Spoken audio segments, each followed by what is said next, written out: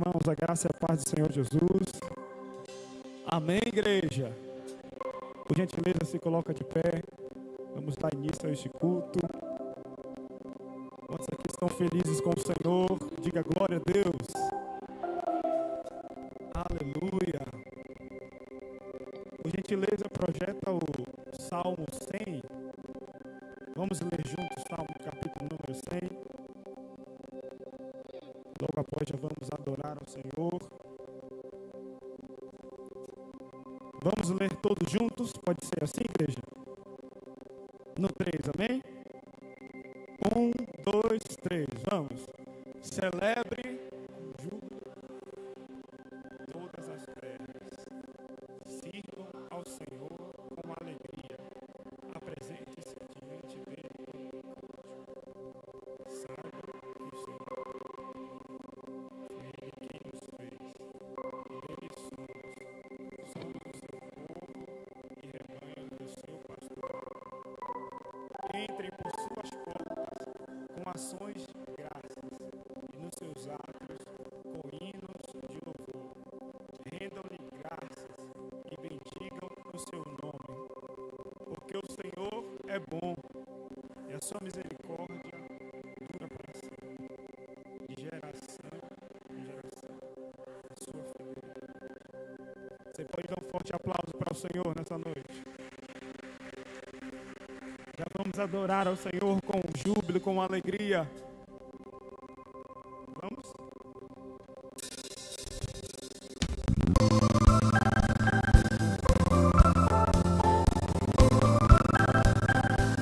Vamos junto nas palmas, vá!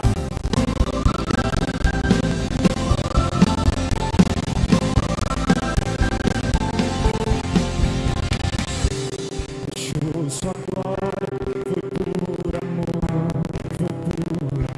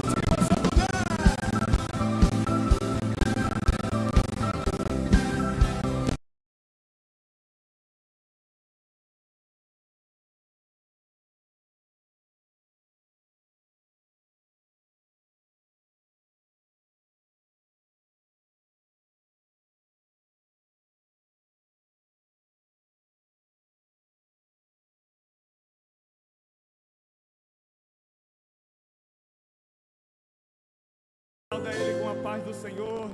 Dá um sorriso para Ele. Diga que alegria estar com você aqui essa noite.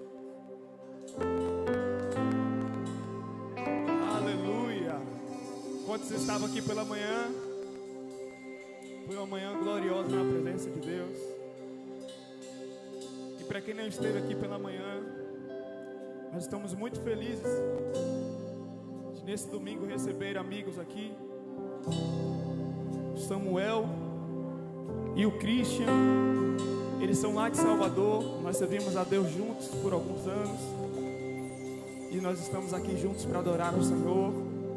Eu vou deixar o Samuel prosseguir aqui agora adorando a Jesus. Deixa Deus te usar. Paz do Senhor, povo de Deus. Paz do Senhor, povo de Deus. Eu soube que o povo da PIB é um povo muito alegre. Quem está feliz aí, dá um glória para Jesus. Deus abençoe os pastores dessa casa mais uma vez. Estivemos aqui na manhã e foi uma bênção. Eu creio que agora à noite o Senhor Ele também vai continuar nos abençoando, amém? Deus abençoe a vida de Jairus, que já foi meu líder, continua sendo, né? E Deus continue abençoando. Vamos adorar Jesus. Em espírito, em verdade, te adoramos, te adoramos. Em espírito, em verdade, te adoramos, te adoramos. Declare Rei dos Reis, Rei dos Reis e Senhor, te entregamos nosso viver. Rei dos Reis e Senhor, te entregamos nosso viver pra te adorar, ó Rei. Diga isso. Eu nasci, ó Rei. Aleluia. Meu prazer é te louvar, meu prazer é estar nos átrios do Senhor. O meu prazer é viver na casa de Deus, onde flui o amor.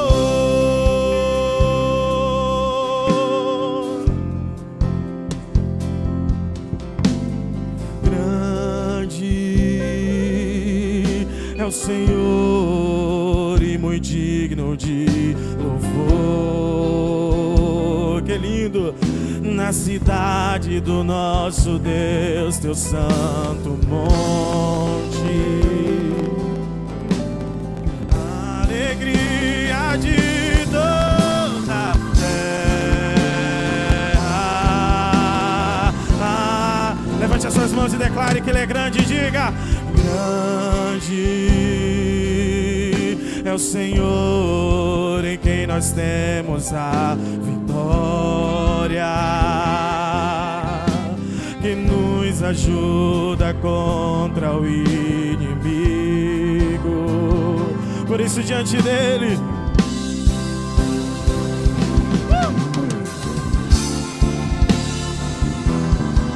entrega sua adoração a Ele. Cante, queremos o teu nome engrandecer e agradecer-te por tua obra em nossas vidas. Confiamos em teu infinito amor, pois só Ele é, pois só tu és o Deus eterno. Diga: queremos, queremos, queremos o teu nome.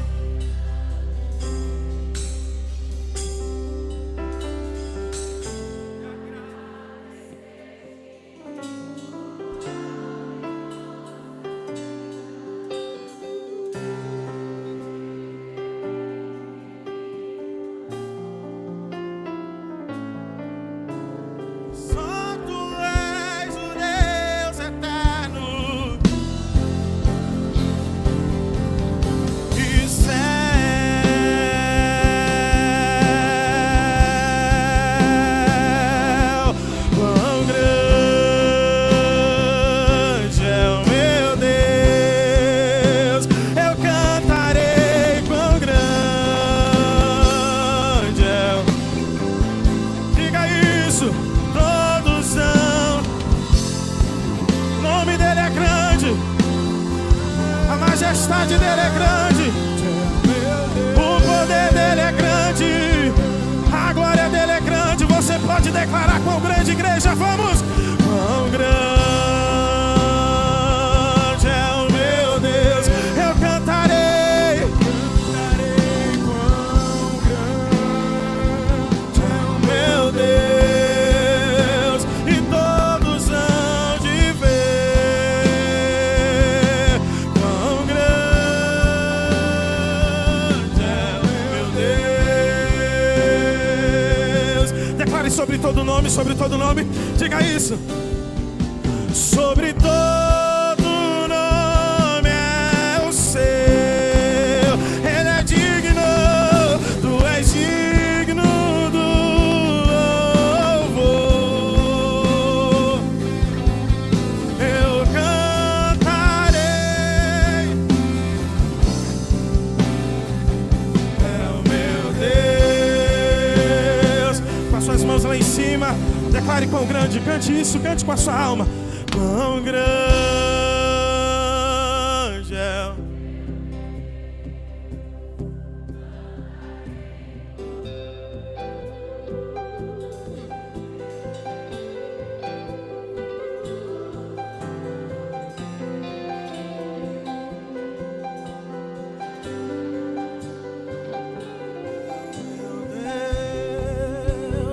Continue dizendo que ele é grande, ele é grande, ele é grande. Quão grande. Você está falando da grandeza do teu Deus. Quando você fala da grandeza dele, ele também mostra para você o quanto ele é grande. Ele é maior do que todas as coisas. Ele é soberano, ele é digno. Aleluia. Quão grande.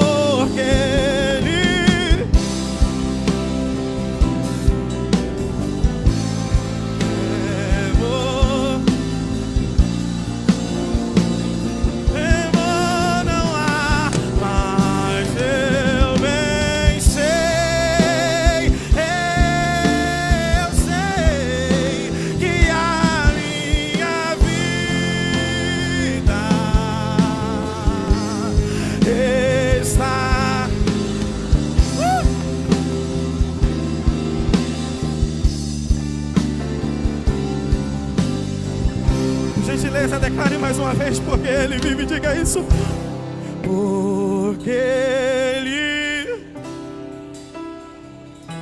oh Deus,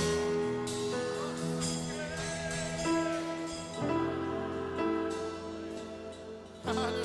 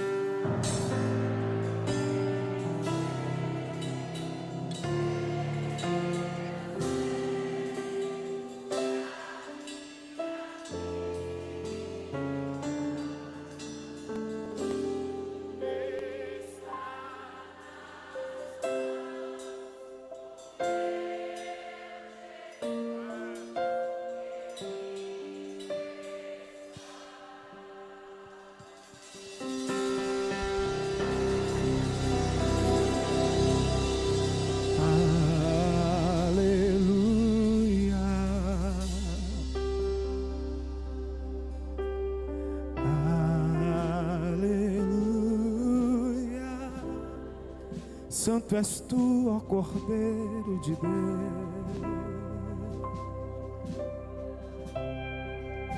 Faça um coral, diga aleluia, vai.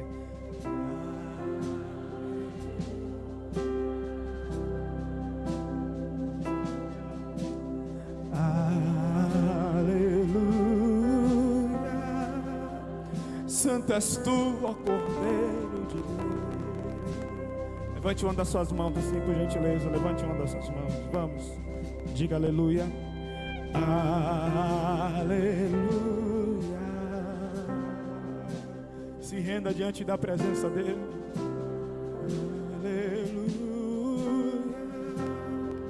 Santo és tu, ó Cordeiro de Deus. Aleluia.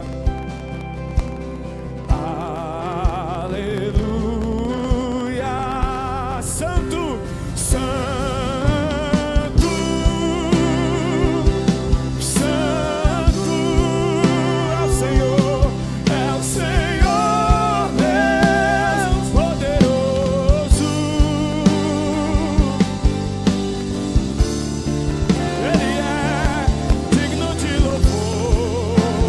Tu és santo, Ele é santo, santo, santo. É o Senhor Deus poderoso.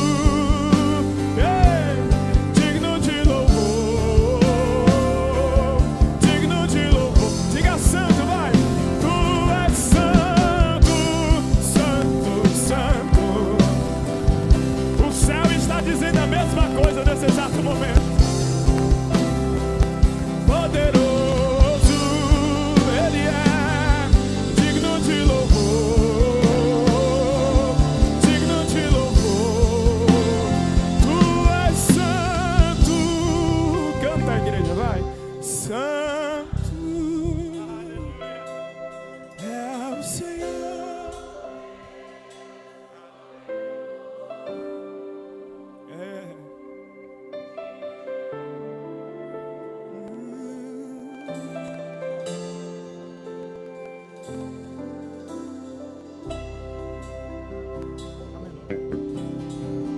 Para que entre o Rei Jesus, o Rei da Glória, eu abro meu coração. Vamos, Bibi, vamos. Para que entre o Rei. Só quem veio para adorar, levante as mãos. O Rei da Glória, eu abro meu coração. Quem é? Vai. E quem é o Rei da Glória? Quem é o Rei da Glória? Jesus, Jesus, Ele é o Rei, Ele é o Rei. Quem é o Rei da Glória? Quem é o Rei da Glória? Jesus, Jesus, Ele é o Rei. Vai, Levi, vai. E quem é?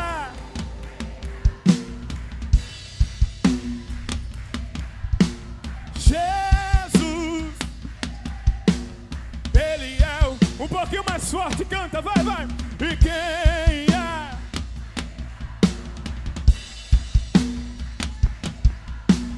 Jesus, Ele que se abra e que se abra os céus e o teu reino vem. A nossa fé está no nosso Deus. Que se abra os céus e que se abra os céus e o teu reino vem. A nossa fé está no nosso Deus. Que os céus fechados se abram, teu reino venha mover.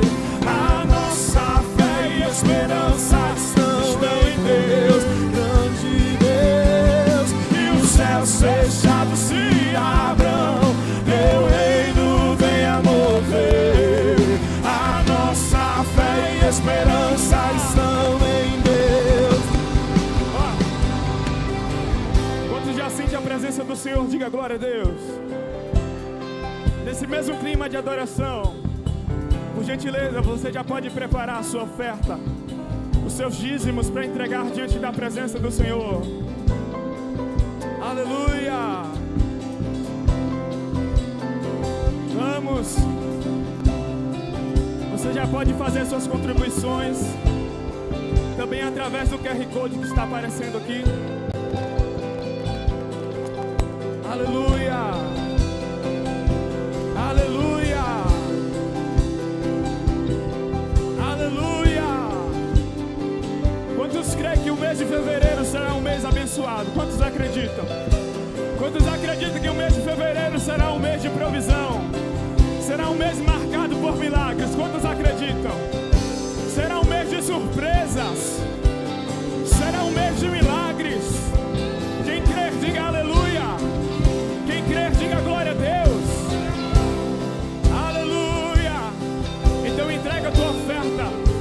Entrega no altar nessa noite, confiando que o Deus Jeová Jireh, aquele que provê todas as coisas, vai visitar a tua vida, vai visitar a tua casa, vai visitar a tua família, vai visitar os teus negócios, vai visitar a tua empresa. Isso, meu irmão.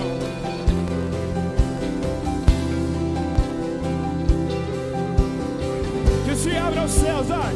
E que se abra os céus,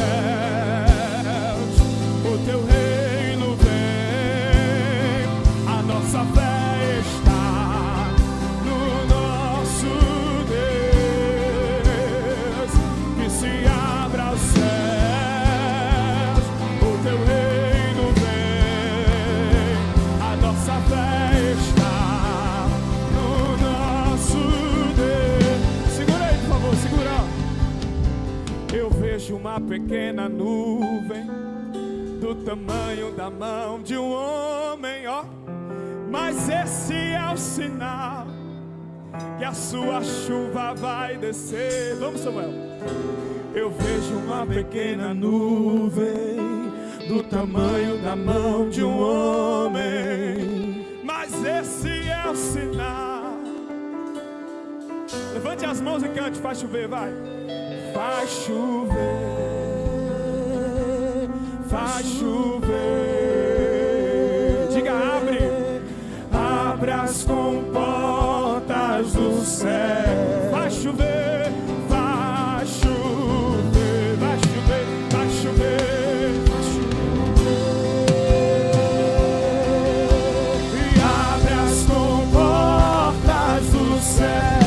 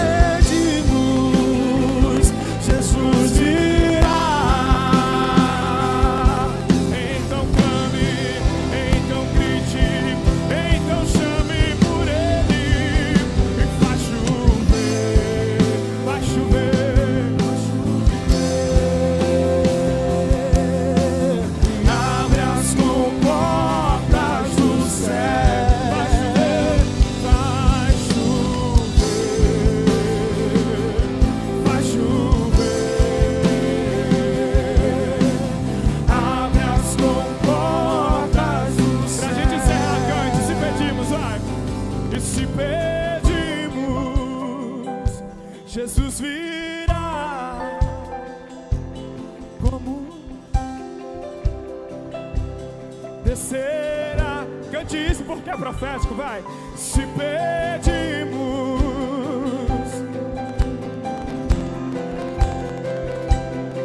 então clame, então grite, então vai chover, vamos pedir. E vai chover, vai chover. Abre as comportas do céu. Vai chover, vai chover, vai chover, vai chover, vai chover. Abre as comportas do céu. Eu posso te aplaudir ao Senhor o mais forte que você puder. Vai, vai. Aleluia. Glória a Deus.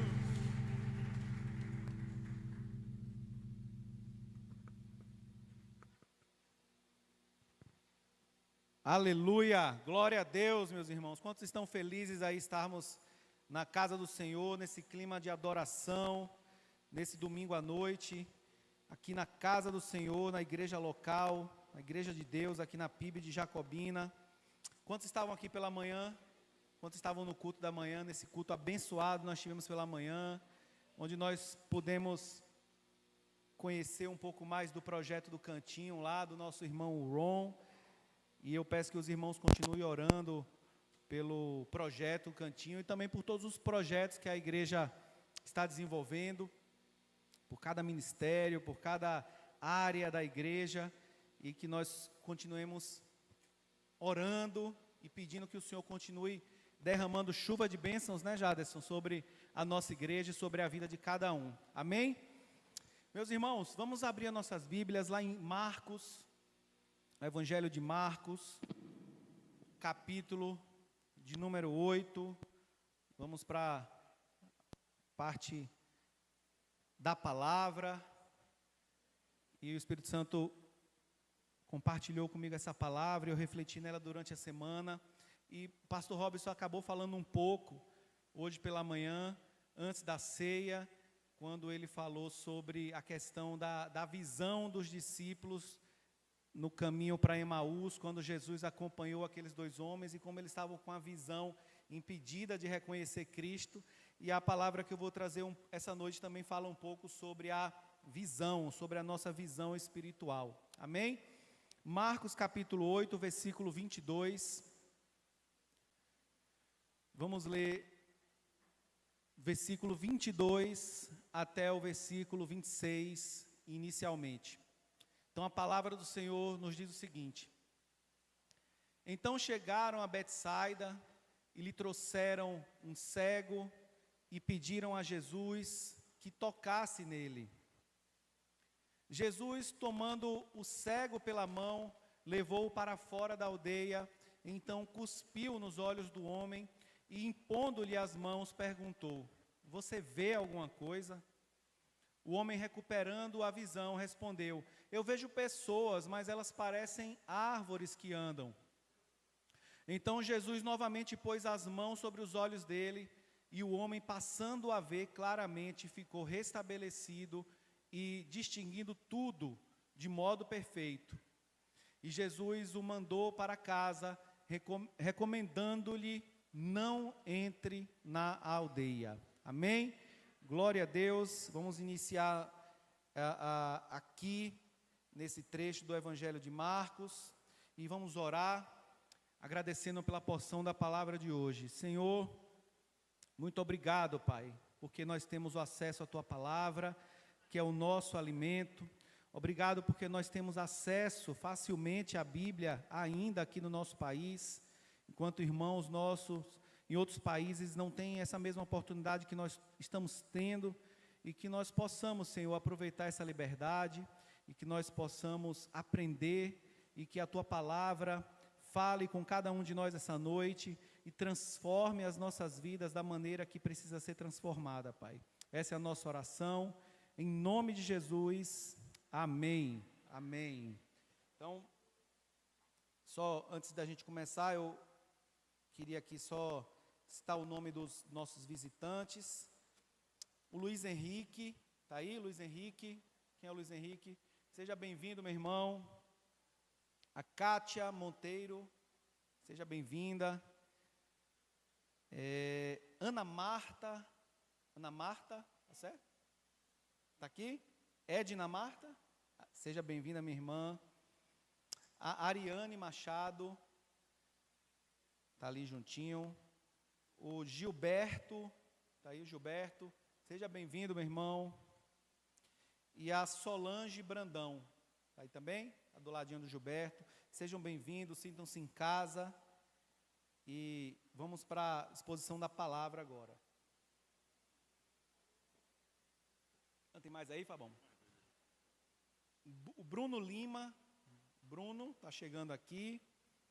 E a Mariana também, sejam bem-vindos. Estão ali com a nossa irmã Paula. Então, meus irmãos, Pastor Robson hoje está servindo lá na nossa extensão de Laje do Batata, todo culto de ceia pela manhã, aqui à noite ele vai para a extensão lá de Laje do Batata, e ele me pediu para compartilhar uma palavra essa noite com os irmãos, E engraçado que ontem, quando eu estava preparando essa palavra, e fala sobre a visão turva, a visão embaçada daquele homem na primeira etapa da cura.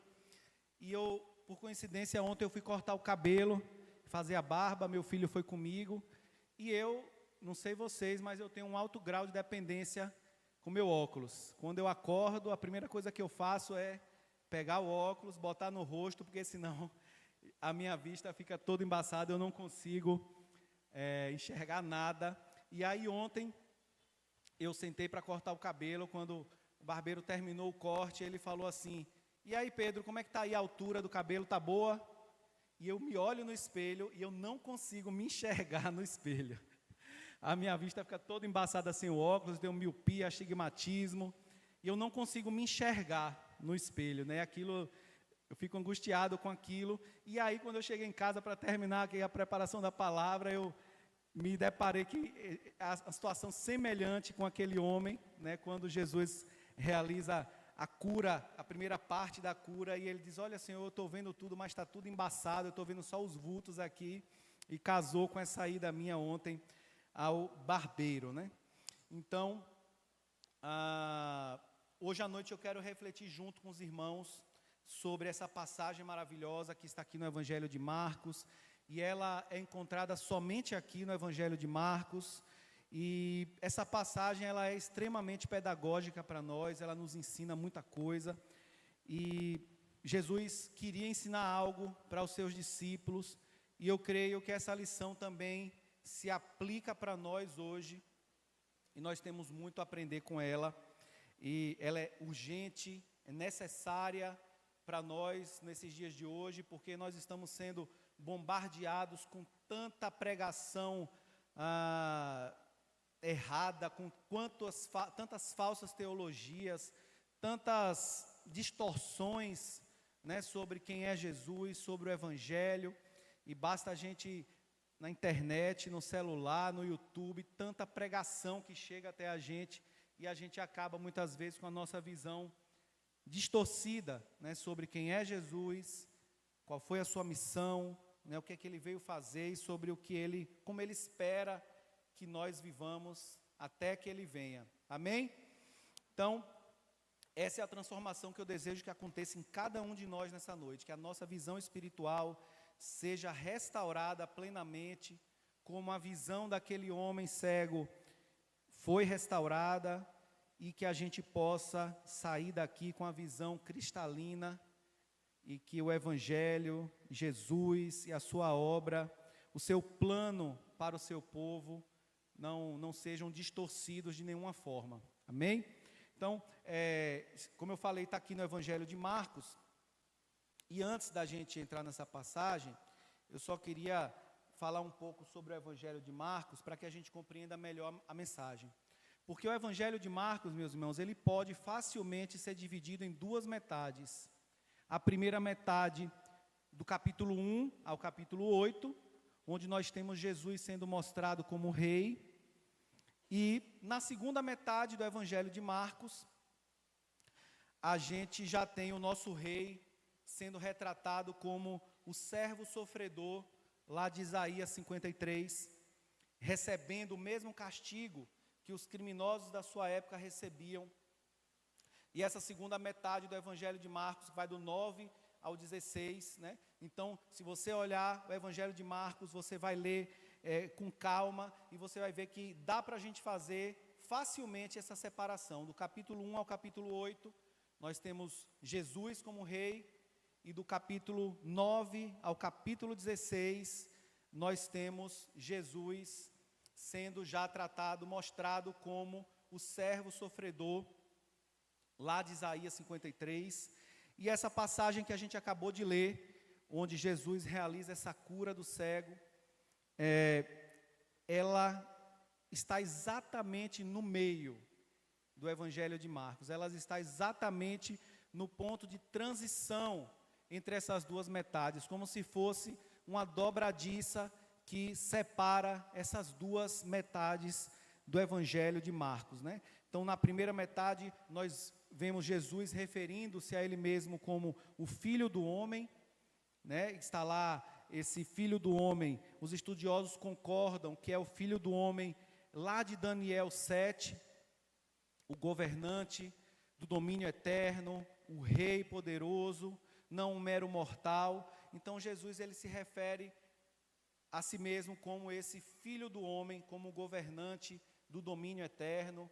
E esse filho do homem, como eu falei, é o rei, e seu reinado durará para sempre. E é dessa forma que Jesus ele se identifica nessa primeira metade do Evangelho de Marcos. E se a gente passar, se a gente ler com calma, os irmãos podem ler durante a semana com calma, esses 8 primeiros capítulos de Marcos, nós vamos conseguir enxergar que o início do Evangelho de Jesus, retratado por Marcos, ele foi brilhante.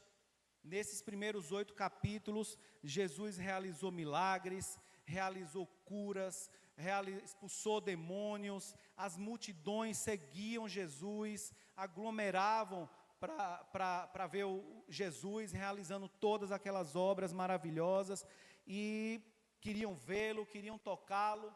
E é muito comum a gente ver, sempre após esses milagres, essas curas, né, a multidão dizendo, o Marcos dizendo que todos ficavam maravilhados, né? E o povo perguntava, quem é esse que realiza essas obras? Quem é esse que ensina com tanta autoridade? Esse ensino é diferente, ele ensina com autoridade, né? Então nós vemos nessa primeira metade de Marcos, Jesus sendo tratado como rei, de forma gloriosa, uma maravilha após a outra, e as pessoas seguiam Jesus e ficavam maravilhadas, amém? Porém, esse não era o retrato completo da missão de Jesus. Todos nós sabemos que o rei de Israel havia chegado, sabemos que ele estava curando enfermos, que ele estava ressuscitando os mortos. No entanto, isso era apenas metade da missão de Jesus. E tudo isso que eu acabei de falar nos traz de volta para Marcos 8, 22, essa passagem que a gente leu no início. E o que é que está acontecendo aqui nessa passagem? Jesus chega com seus discípulos a uma cidade chamada Betsaida, que era uma vila de pescadores.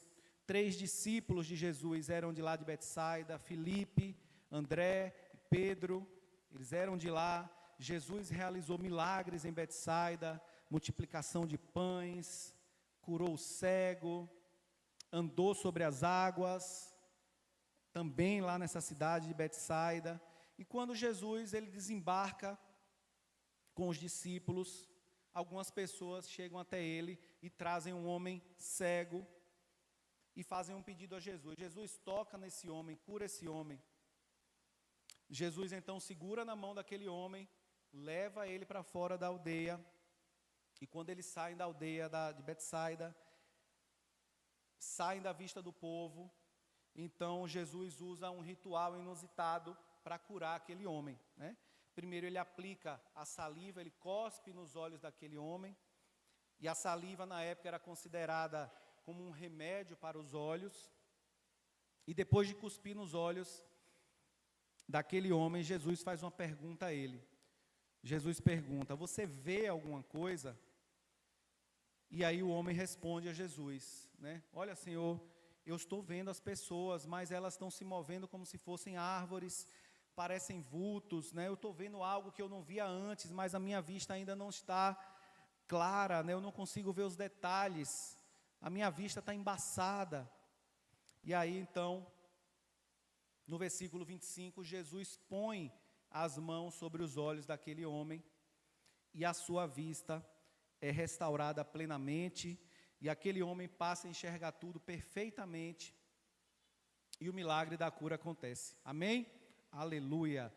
Mas, por que será que Jesus curou em 2 etapas? Por que será que Jesus realizou a cura desse homem de maneira progressiva? Jesus, ele ressuscitou mortos com uma breve palavra.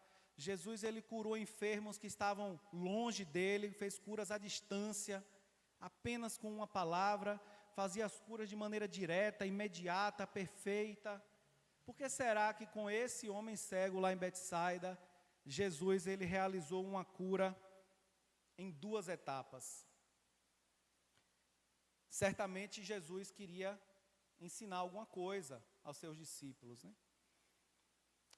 E Jesus estava usando aquele milagre como um fator pedagógico, como eu falei, e ele queria ensinar algo, ele queria corrigir a vista, a visão dos seus discípulos. Eles queriam corrigir a maneira como os discípulos estavam enxergando Jesus. Jesus queria corrigir isso.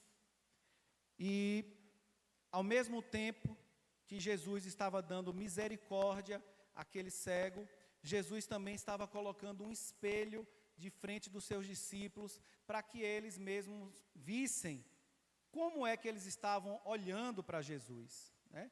Então, Jesus queria mostrar para os discípulos: olha, meus irmãos, a visão de vocês está embaçada, igual a desse homem.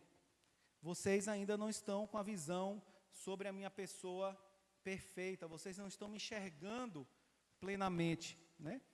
E nesse tempo Jesus ele já tinha encerrado o seu ministério, já estava encerrando seu ministério na Galileia, e ele já estava prestes a ir para Jerusalém, para morrer por nós, para dar sua vida em resgate por nós, e ele já estava encerrando e pegando esse caminho de Jerusalém, né? Então, se na primeira metade da cura, o homem ainda não tinha a visão perfeita, na primeira metade do Evangelho de Marcos, os discípulos também ainda não tinham a visão perfeita sobre Jesus. É como se Jesus estivesse ajustando o foco dos discípulos, né? Mudando a lente, corrigindo a visão, porque o foco agora não seria mais nos milagres. O foco agora passaria a ser na glorificação de Cristo, na redenção de Cristo em seu sofrimento na cruz. Então Jesus estava levando aqueles seus discípulos cada vez mais cegos e tardios no entendimento, junto com ele, para o caminho de Jerusalém. E esse caminho de Jerusalém também é o caminho do sofrimento, pelo qual o novo êxodo seria possível, né? Pelo qual a nossa libertação seria possível. O caminho do sofrimento, lá que o servo de Isaías 53 precisava passar, o caminho do sofrimento pelo qual o novo êxodo, a nova libertação do povo seria possível, né? E isso nós vemos os profetas Isaías e Malaquias falando e profetizando sobre isso. Então, esse novo êxodo, essa nossa libertação da escravidão do pecado, da morte e de Satanás, só foi alcançada por Cristo nesse caminho trágico para Jerusalém. E ele precisava trilhar esse caminho, não tinha como ele se desviar desse caminho, né? Então era isso que Jesus estava querendo ensinar aos seus discípulos, com aquela cura em 2 etapas, né? É como se Jesus estivesse dizendo aos seus discípulos: olha, meus irmãos, vocês estão parcialmente cegos, vocês não estão me enxergando da maneira correta. Eu sou o Deus Todo-Poderoso, mas eu vou precisar me tornar o servo sofredor de Isaías 53, para que o mundo seja salvo. Eu realizei milagres, maravilhas, curas, mas agora eu preciso trilhar um outro caminho, agora eu preciso trilhar o caminho para Jerusalém, para a cruz, porque só dessa forma é que será possível o novo êxodo, a libertação, o mundo será salvo. E vocês precisam enxergar de maneira perfeita, vocês precisam entender isso, quem eu sou, qual é a minha missão, o que eu vim fazer pelo mundo. Vocês precisam entender isso. E Jesus estava dizendo então que eles precisavam de um segundo toque, né, da segunda etapa da cura, para entenderem realmente quem ele era, entenderem a centralidade da cruz, da sua missão e também do discipulado, do que significava ser um seguidor de Cristo. Amém, meus irmãos? Então, após a realização da cura, Jesus se despede do homem, e nos versículos seguintes é como se Jesus aplicasse uma prova para saber se os discípulos tinham entendido a lição que ele havia acabado de ensinar, né? Então, lá dos versículos 27 a 38, vamos ler aí versículos 27 até o 38 do capítulo 8 de Marcos.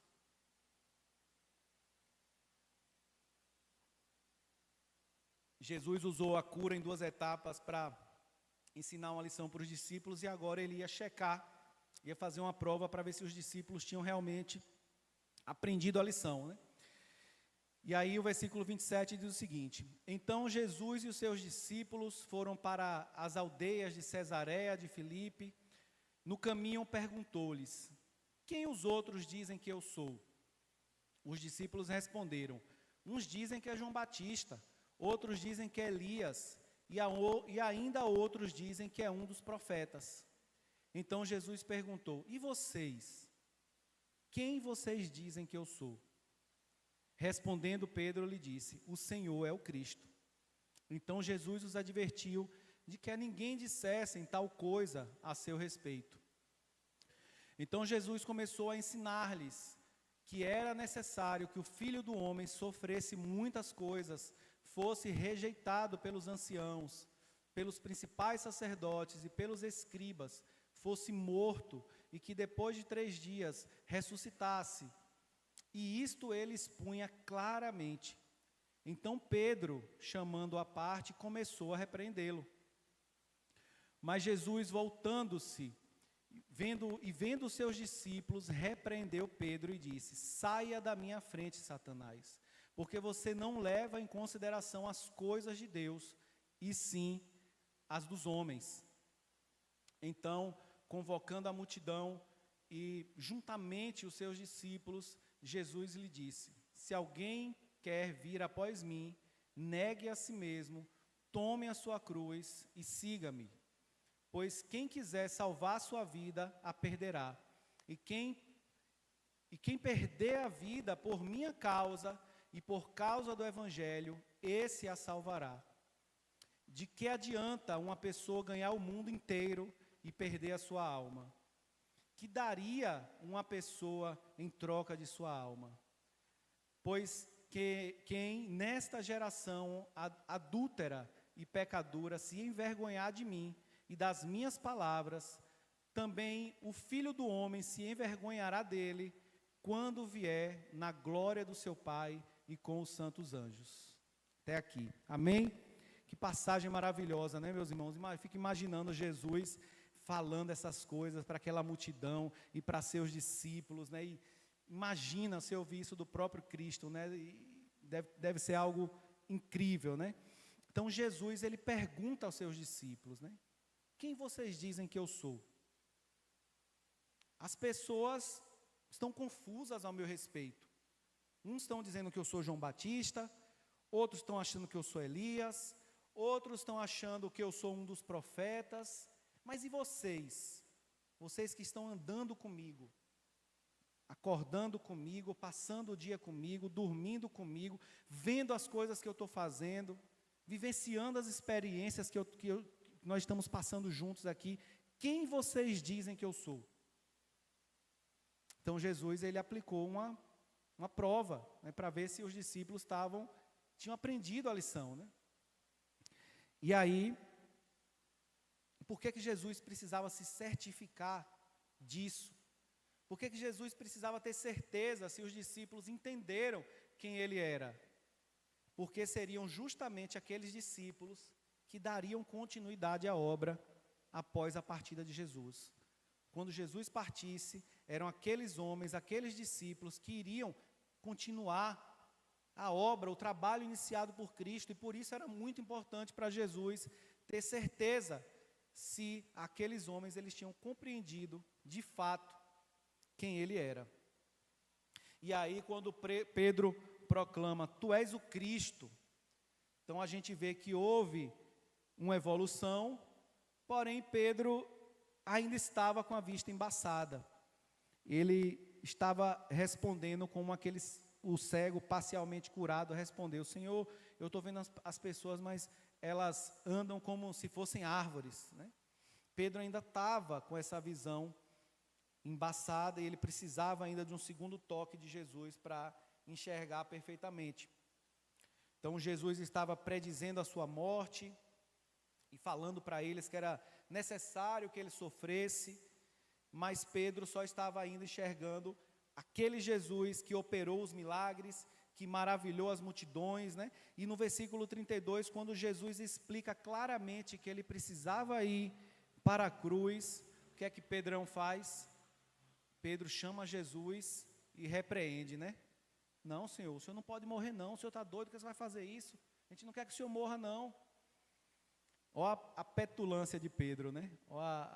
Pedro não era fácil não, né? Mas o que a gente tem que pensar é que talvez eu e você, se nós estivéssemos lá no lugar de Pedro, nós também teríamos falado a mesma coisa para Jesus. Senhor, nós não queremos que o Senhor morra. Por que é que o Senhor precisa sofrer tanto? Como é que nós vamos ficar aqui sem o Senhor, sem a sua presença? O que vai ser de nós? O Senhor não merece isso. Eu e você também teríamos tido a mesma reação de Pedro. Então não julgue meu xará não, que talvez a gente também teria falado a mesma coisa que Pedro falou para Jesus, né? Então Jesus imediatamente corrige Pedro, né, de forma muito dura na frente dos outros discípulos. E como eu disse, aquilo precisava ficar claro, né, para eles, porque eles seriam os responsáveis pela continuação da obra de Cristo após a sua partida, né? E diante disso, meus irmãos, há uma aplicação desse texto que é urgente para nós, né? A nossa visão espiritual, ela deve estar limpa para que a gente possa compreender uma coisa. A gente precisa compreender que os caminhos de Deus não correspondem aos caminhos dos homens. Isso precisa estar muito claro na nossa visão. Os caminhos de Deus não correspondem aos caminhos dos homens. Amém? Se a gente não tiver isso muito claro, a gente vai continuar enxergando Jesus de uma maneira totalmente errada ou de uma maneira embaçada. Eu não sei como é que você enxerga Jesus. Talvez você veja Jesus, olhe para Ele e ache que Ele é o resolvedor dos seus problemas. Talvez você enxergue Jesus como o gênio da lâmpada. Você vai esfregar e vai fazer os seus pedidos, os seus desejos para ser atendido, né? Porque você vem ao culto, você dizima, você faz seu culto no lar, então você tem direito, né? Você vai esfregar a lâmpada e o gênio vai realizar os seus desejos, né? Ou então você vai ver Jesus como o Papai Noel, que você vai lá só para pedir presente. Não sei como você enxerga Jesus, mas se a gente enxerga Jesus só como o resolvedor dos nossos problemas, isso é um sinal, meus irmãos, de que nós estamos precisando desse segundo toque de Jesus. Nós estamos precisando dessa segunda etapa da cura.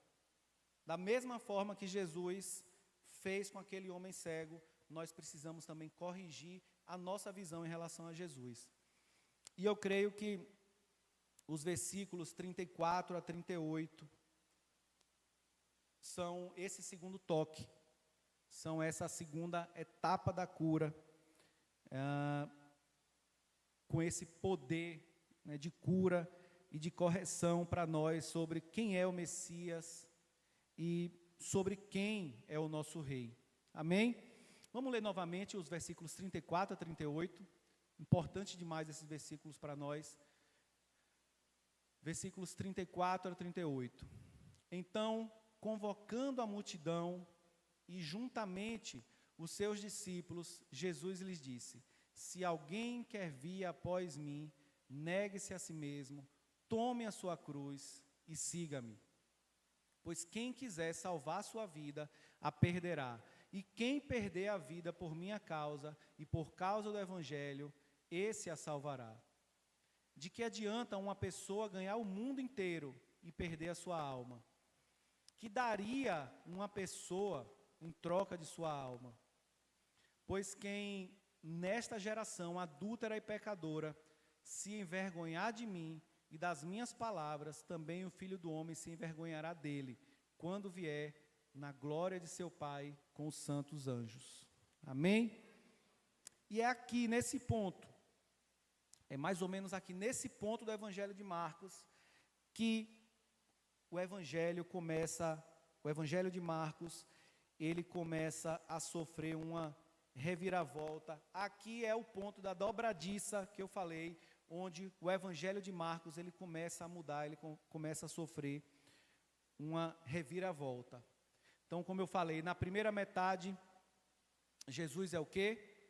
É o rei, que opera maravilhas, que maravilha as pessoas, e dessa forma Jesus conquistou a submissão daquelas pessoas.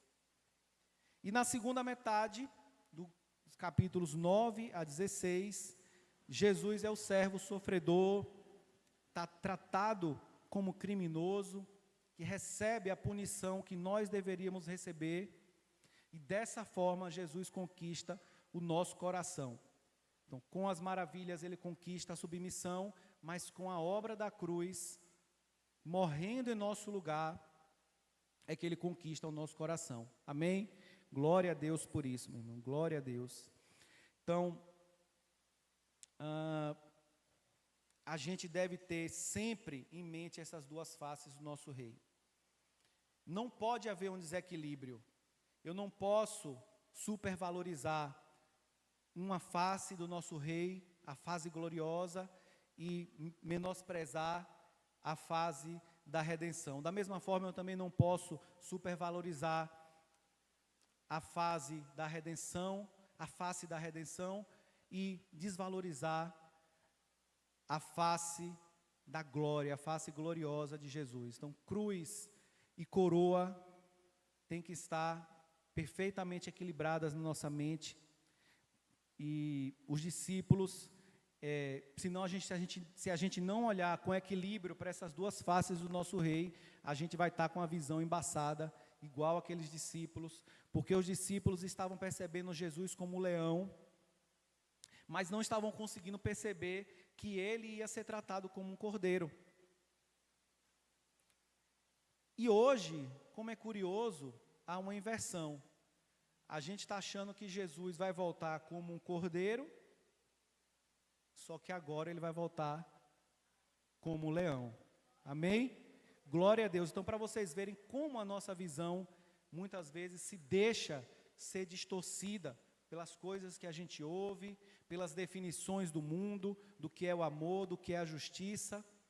Então, a nossa visão tem que estar perfeitamente calibrada sobre as duas faces do rei, sobre a sua missão, sobre os próximos passos, o que vai acontecer até o dia do Senhor, até que Ele venha. Nós precisamos ter a nossa visão clara sobre isso. Então, os discípulos sabiam que Jesus era o Messias, mas não percebiam que Jesus também deveria ser o Messias sofredor, lá de Isaías 53. Eles sabiam que Jesus era o Filho do Homem profetizado lá em Daniel, mas não percebiam que o caminho para aquele trono de domínio eterno que Jesus precisava trilhar seria através de uma cruz, através da morte e do sofrimento, né?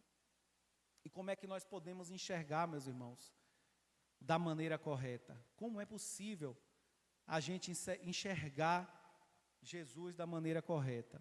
Primeiro passo é a gente reconhecer a nossa limitação e a nossa cegueira espiritual.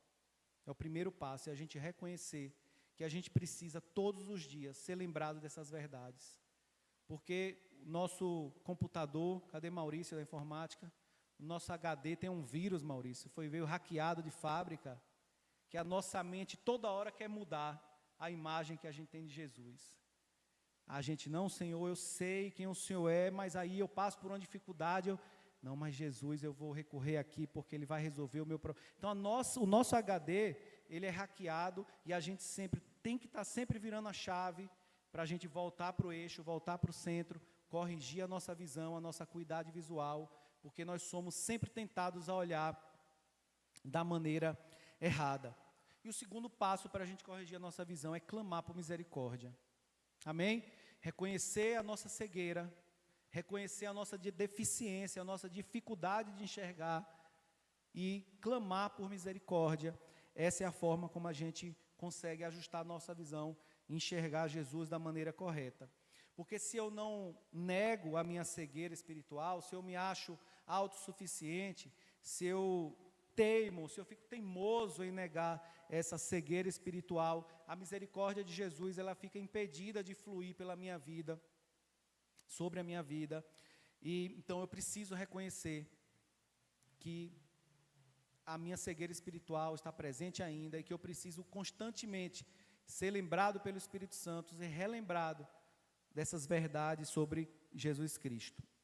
E aí, a segunda metade do Evangelho de Jesus, como eu falei, é uma descida lenta em direção ao sofrimento, em direção a uma morte humilhante de Jesus naquela cruz.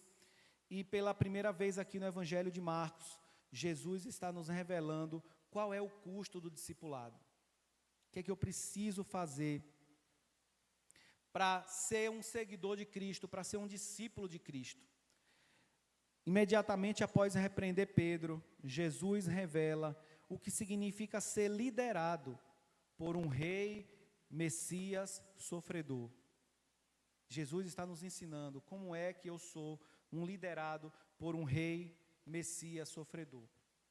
E ele passa aquelas instruções que a gente acabou de ler, no versículo 34 a 38, e Jesus está nos dizendo que se a gente quiser segui-lo, significa que nós devemos morrer para o programa de vida que a gente criou, morrer para os nossos sonhos, morrer para os nossos projetos, e não importa se esse projeto é social, político, econômico, profissional, espiritual. Quando eu decido seguir a Cristo, entregar minha vida a Ele, as coisas não são mais do meu jeito. Amém? As coisas passam a ser do jeito dEle, do jeito que Ele planejou, do jeito que Ele deseja. Então, os meus planos de vida, as minhas programações, os meus projetos pessoais, os meus sonhos ficam em segundo plano, porque agora tudo pertence a Ele, não é mais do meu jeito. Negue-se a si mesmo, imite Jesus, siga o seu Evangelho, porque quando Cristo chama um homem para segui-lo, Ele chama um homem para vir e morrer para essas coisas. Ele nos livra do caminho do inferno, mas ao mesmo tempo, Ele também nos coloca no caminho árduo para o céu. Amém? Então, Jesus diz, vocês terão aflições no mundo, mas tenham bom ânimo, eu venci o mundo. Não é isso que Jesus, nosso mestre, nos falou? Ele nos avisou, ó, vocês vão passar por sofrimento, mas tenham bom ânimo. O sofrimento de Jesus serviu para que nós não sofrêssemos para sempre. Então, por mais que a gente esteja sofrendo alguma coisa agora, por mais que estejamos passando por um momento de sofrimento, esse sofrimento é temporal, não durará para sempre, porque o nosso mestre se sacrificou por nós, e enquanto o mundo está escravizado, o mundo está desesperado, atrás de doses de felicidade, de doses de prazeres cada vez maiores. Nada satisfaz o mundo, nem bebida, nem droga, nem sexo, nem festas, nem dinheiro, nada satisfaz o mundo. O mundo está sempre atrás de doses maiores, sempre mais. Acabou um efeito, eu quero outro, eu quero mais, eu preciso de prazer agora, felicidade agora. Enquanto o mundo está escravo dessas doses de felicidade, de prazeres, nós que somos seguidores de Cristo, nós optamos pelo inverso. Nós escolhemos ter uma vida marcada, podemos passar por sofrimento temporal, mas nós gozaremos de prazeres eternos que nem se comparam ao que o mundo experimenta. Amém, meus irmãos? Glória a Deus. Se a gente pensar na eternidade, se a gente pensar em tudo que virá, nada que a gente passa de sofrimento nessa vida se torna pesado. Imagine duas pessoas trabalhando, cada uma em uma sala, as duas executando o mesmo serviço, carregando caixa, tirando de um lado, e botando para o outro. Para dessa sala, o patrão chega e diz, olha, daqui a um ano você vai ganhar 10 mil reais. Leva a caixa todo dia. Para o dessa outra sala, o patrão chega e fala, olha, no final do ano você vai ganhar 1 bilhão de reais. Os dois vão trabalhar de maneira totalmente diferente. Na primeira semana, o da primeira sala já vai estar achando chato. Meu Deus, não aguento mais tanta caixa, que é isso, que trabalho chato. Mas o outro, que sabe que receberá uma recompensa maravilhosa, como é que esse cara trabalha? Alegre, satisfeito, oh, que caixinha linda, e limpa a caixa, e bota nome na caixa, e leva para um lado, e bota para o outro, porque ele sabe a recompensa que ele vai receber. Da mesma forma, nós, meus irmãos, se nós não tivermos nosso olhar, nossa visão fixado na eternidade, e nas recompensas eternas que nós receberemos, nas promessas do Senhor para o seu povo, se a gente tiver isso fixado na nossa mente, a gente não vai sofrer, a gente vai encarar tudo que vier durante essa semana, no trabalho, em casa, onde quer que seja, a gente vai tirar de letra, porque nós sabemos o que nós iremos receber. Amém? Da mesma forma, Raquel e Lia, quem lembra a história? Raquel e Jacó, trabalhou para Labão. Isso, Jacó trabalhou para Labão, ele queria casar com Raquel, apaixonado, e Labão, que era um sogro difícil, uma pessoa difícil, falou, você vai casar com ela, agora você tem que trabalhar 7 anos para mim. E ele diz, eu trabalho 7 anos. O que é que a Bíblia fala? Que aqueles 7 anos pareceu como poucos dias, porque ele sabia a recompensa que ele teria. Então, da mesma forma, nós precisamos ter a nossa visão clara, em tudo que há de promessa para o povo de Deus, e a gente vai passar por sofrimento, por que quer que seja nessa vida, meu irmão, tirando tudo de letra. Amém? Então,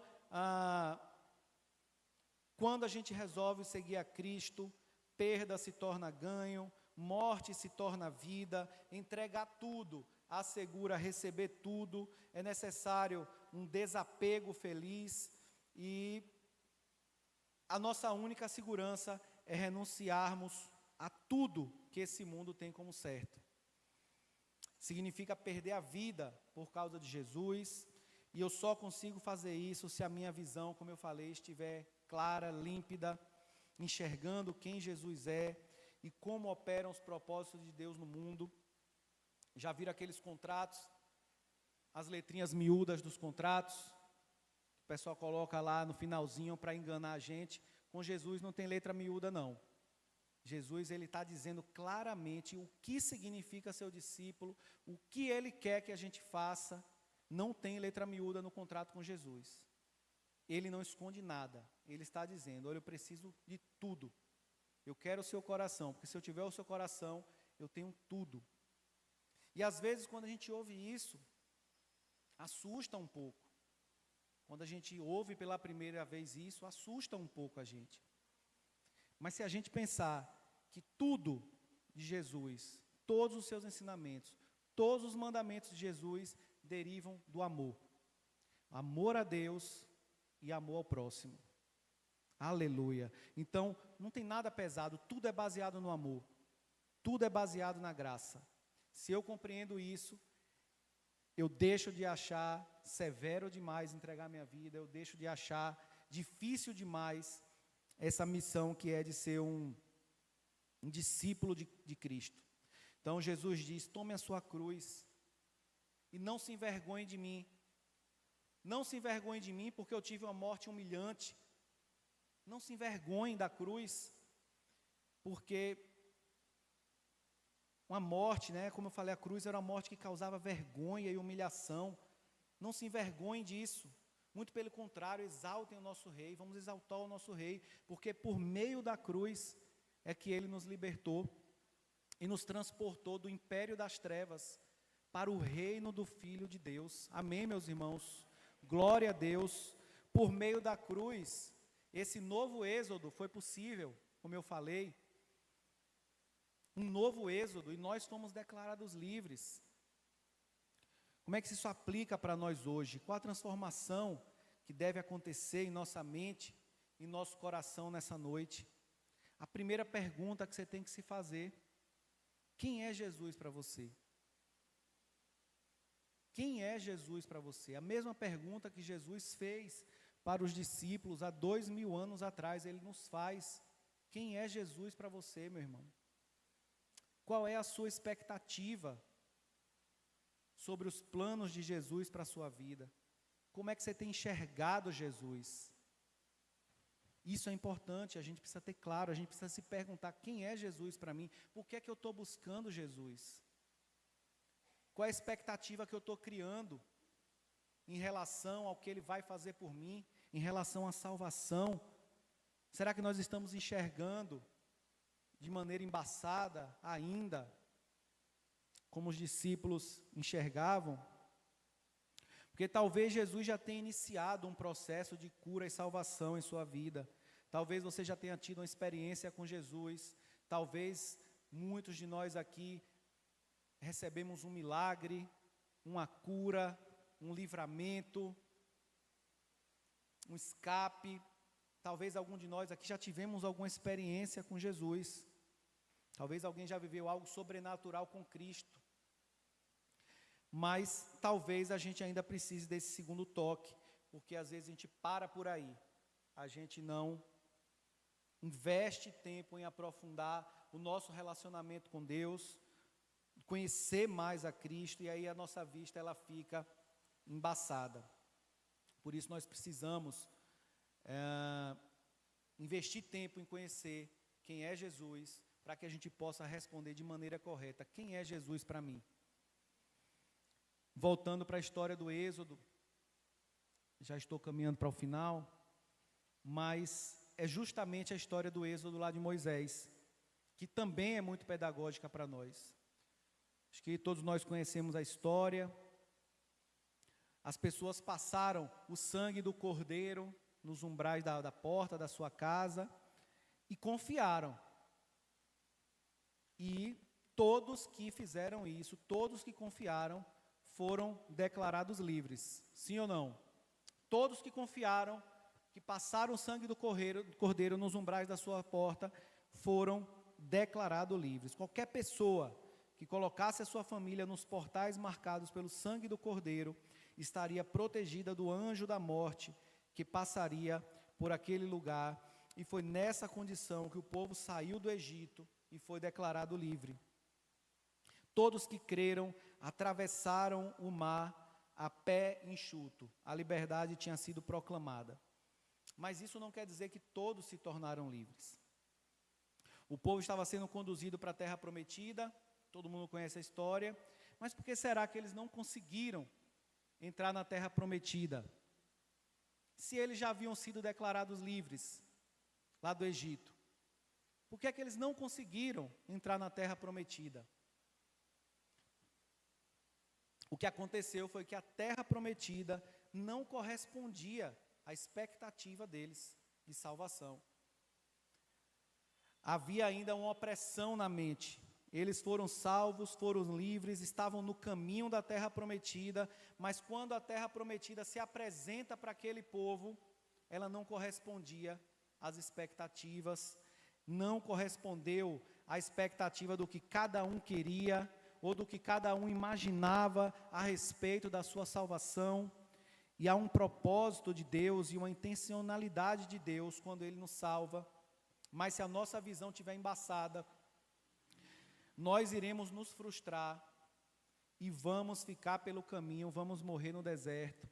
E é por isso que tem muita gente vindo para a igreja, ou buscando Jesus, com as expectativas erradas, porque a visão ainda está embaçada, a mente ainda está escrava, e por isso vem em busca de Jesus, buscando Jesus, procurando ter o que não tinha, ou mesmo para ter de volta algo que já teve, e vem até a igreja com essa expectativa, e tem muita gente que acha que o único motivo, o objetivo de salvação é realizar os seus sonhos, é ver Jesus realizando os seus planos, é ver Jesus lhe fazendo vencedor, rico, próspero, e vem com essa expectativa.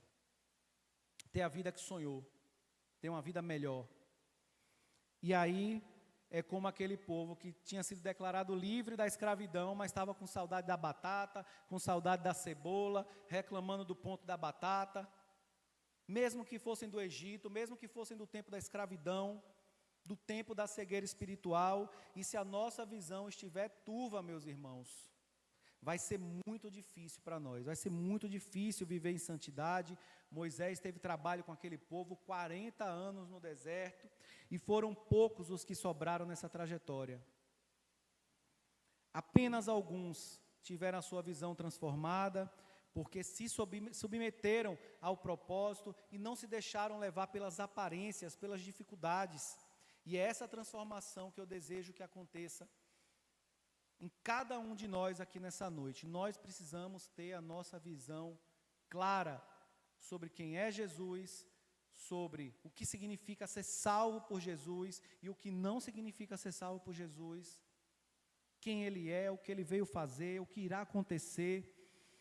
Porque, meus irmãos, senão nós não conseguiremos acompanhar Jesus, não conseguiremos negar a si mesmo, nem tomar nossa cruz, nós não conseguiremos morrer para esse mundo como Jesus nos pede. Mas sabe o que é que há de mais maravilhoso no Evangelho, meu irmão? No Evangelho de Marcos? É que ele não acaba no capítulo 8. O Evangelho de Marcos, ele não acaba no capítulo 8, e a cegueira dos discípulos, e a nossa cegueira, não foi levada em conta por Deus, por um único motivo, porque Jesus morreu por nós. Amém? A nossa cegueira, a cegueira dos discípulos, não foi levada em conta por Deus.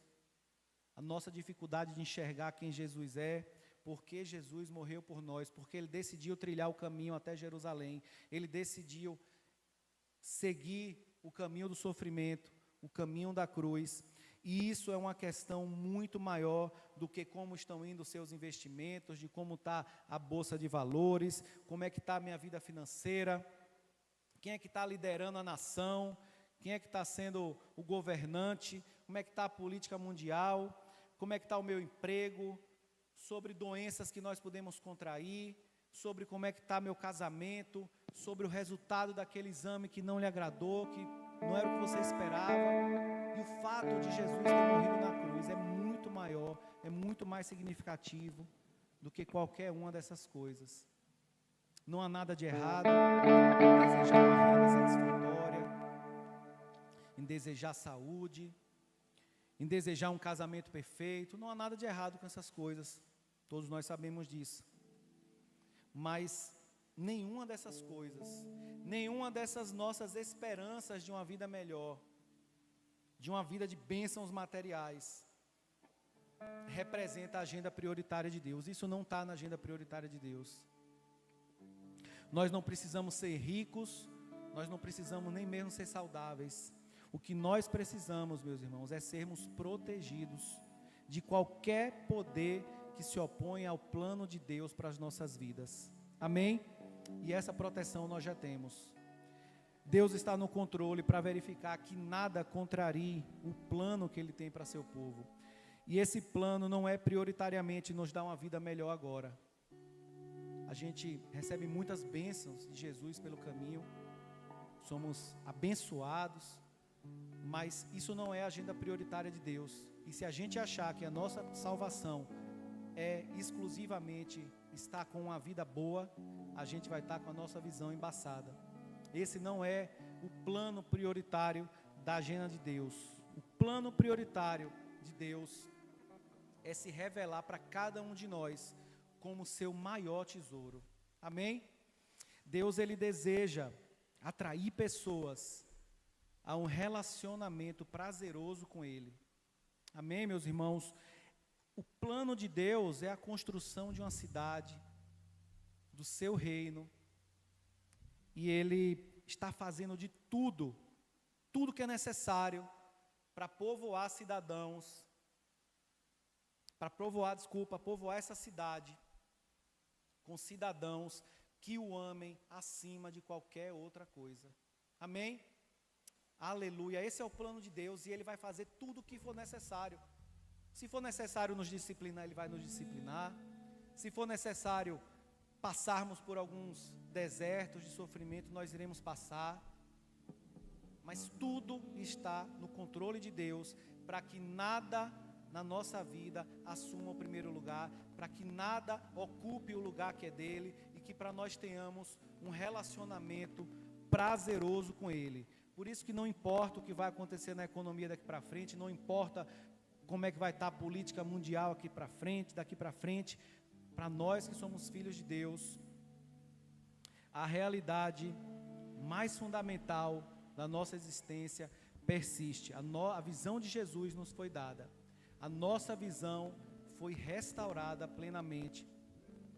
E assim, a nossa vida foi inundada por um dilúvio de graça, por uma enxurrada de bênçãos, que se consiste na presença de Jesus e o seu plano perfeito de nos levar, de nos conduzir, de conduzir o seu povo até a eternidade. Amém? Mesmo que o sofrimento nos alcance, mesmo que essa semana você passe por qualquer percalço, no seu trabalho, na sua faculdade, na escola, na questão financeira, mesmo que você abra aquele exame e não saia o resultado que você esperou, mesmo que as coisas não saiam da maneira que você planejou, nada disso é capaz de nos abalar, se nós estivermos com a nossa visão clara e curada por Cristo. Amém? Glória a Deus. Dessa forma nós iremos experimentar o que é o sobrenatural de Deus controlando a nossa vida. Vamos orar, meus irmãos. Vamos orar, encerrar com o nosso louvor. Feche os seus olhos, curva a sua cabeça. Apresente-se a Jesus da maneira que você está nesse momento.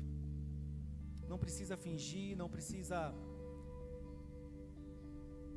mascarar o seu estado emocional, porque Jesus, Ele sabe todas as coisas. Ele sabe como você está, Ele sabe pelo que você chora, o que te preocupa. Então, que cada um aqui agora se apresente a Jesus da maneira que está. Senhor Jesus, nós estamos aqui, Pai, reunidos em Teu nome.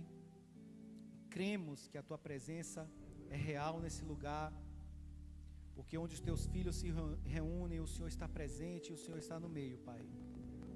Senhor, o Senhor conhece cada um de nós aqui. O Senhor sabe o que nos trouxe aqui. O Senhor sabe o que cada um busca aqui, Pai, quando vem a Tua procura, quando vem a Tua casa. Mas que nessa noite, Pai, o Senhor corrija a nossa visão. Que o Senhor transforme em nós o nosso entendimento. Tudo que precisa ser transformado, Pai. Corrija a nossa visão, Papai. Que nós não te enxerguemos de maneira errada.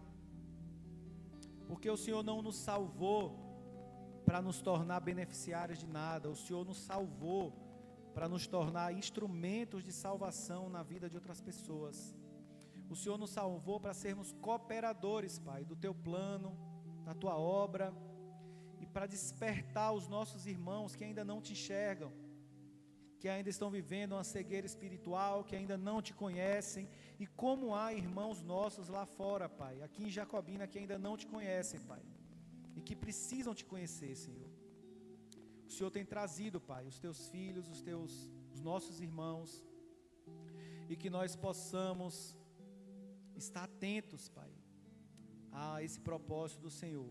Corrija a nossa visão, Pai. Corrige o nosso entendimento, as nossas expectativas, Pai. Que nós possamos estar firmes e fiéis, aguardando a Tua volta, Pai. Não importa o que aconteça, Senhor. Não importa pelo que nós iremos passar. Que nada nos abale, que nada mude a maneira como nos olhamos para o Senhor e como nós nos relacionamos, Pai. Tira toda a religiosidade e se faz presente, Pai, de maneira especial essa noite em cada coração, Pai. Se há alguém aqui que não entregou a sua vida a Cristo, Pai, Eu peço que o Espírito Santo trabalhe no coração dessa pessoa, Senhor. Continue falando ao longo dessa semana, Pai, por meio dessa palavra que foi compartilhada essa noite, Senhor. E liberta-nos, Pai, de todo tipo de escravidão, Senhor. Liberta-nos do mal, das tentações. Quebra tudo que foi feito, Pai, para nos atrapalhar, para atrapalhar o Teu projeto, a Tua obra. O mal não pode prevalecer contra a luz, Pai. As trevas não prevalecem com a Tua luz, Pai. Então que essa Tua luz seja refletida de maneira forte, intensa, Pai, quebrando todo o mal, Pai, restaurando vidas, restaurando relacionamentos, restaurando, Pai, os casamentos, restaurando as relações de pais e filhos, restaurando tudo que precisa ser consertado, Pai. Que nessa noite nós possamos sair daqui transformados, Senhor, aguardando o Teu reino, Pai. Como nós cantamos nessa manhã, que o Teu reino venha, Pai, e o que o Senhor exerça o Teu domínio completo e eterno sobre tudo que há nesse mundo, Pai. Nós ansiamos pela Tua volta, Senhor, mais do que qualquer bênção material. Nós queremos a Tua presença, Jesus. Nós queremos o Teu Espírito Santo todo o tempo conosco, e isso nós já temos, Pai. Que nós nunca nos esqueçamos disso, Senhor. Abençoa as famílias e leva cada um para casa, Pai, em paz, a salvo, e que a Tua verdade resplandeça durante toda essa semana em nossos corações. Essa é a nossa oração, Papai, em nome de Jesus. Amém, amém, amém. Meus irmãos, vamos continuar no clima de adoração. Você pode continuar louvando e adorando o Senhor. Eu desejo que essa semana seja uma semana abençoada e que você saia daqui fortalecido para enfrentar todas as batalhas que forem colocadas à sua frente. Amém?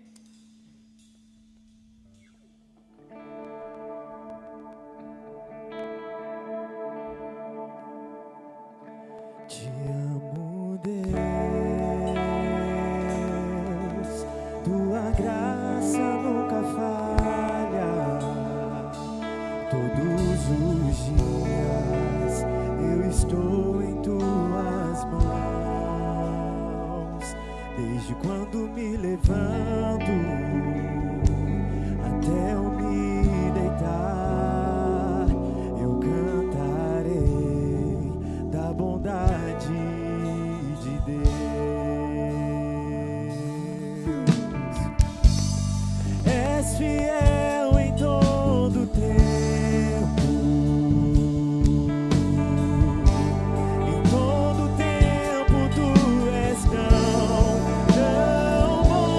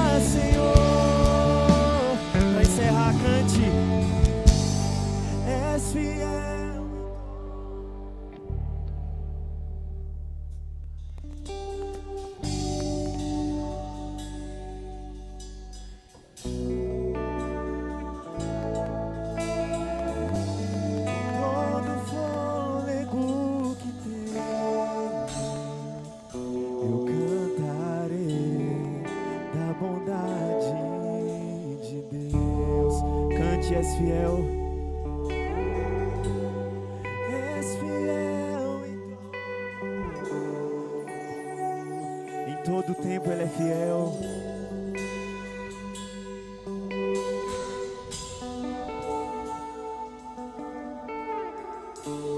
Com todo o fôlego que tenho, eu cantarei da bondade de Deus.